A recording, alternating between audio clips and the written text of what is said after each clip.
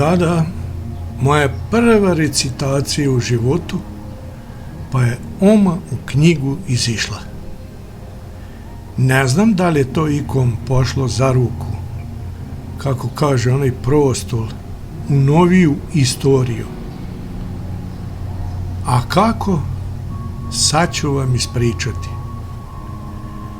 Naišao ja slučajno na međunarodni pesnički poziv za pesme na dijalektu. Tamo negdje još aprila meseca ove godine, i kako je tih dana zdravo jako duo vetor, stiglo me nešto da ga spevam, što sam je uradio i poslao tu recitaciju. A otprilike s krajom maja meseca sam obavešćen da će se moja pesma štampati u zborniku Ete takoj, i da ako hoću uplatim 500 dinara za kao moj primjerak knjige najkasnije do polovine juna.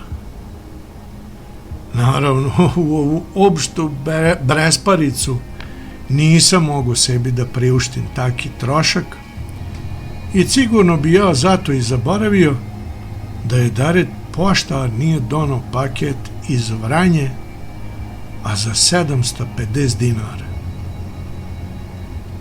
Tek kad sam ga otvorio, shvatio sam da sam privaren, ali šta je tu je?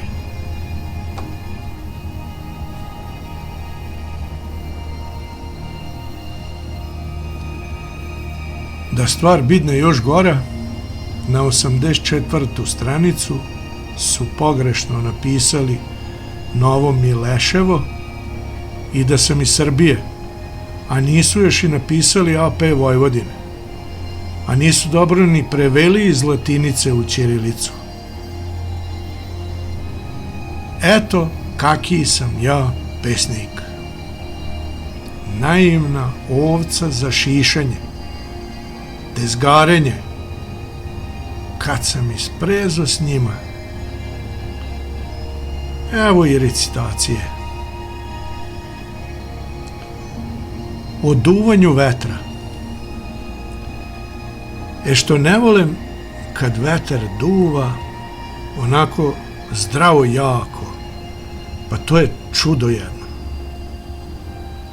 Kad baš priteriva, za njega kaže da, duva kao prost, duva kao blesav, duva kao šašav i na posledku duva kao lud. Ali što će? Mora da duva, jer je to njegov posao. A posao, kao i svaki posao, nikako ne trpi nerad. A kad bi vetrenjaču imao, nikad više duno ne bi. I to samo za inat meni. Pa ga još i zato ne volim.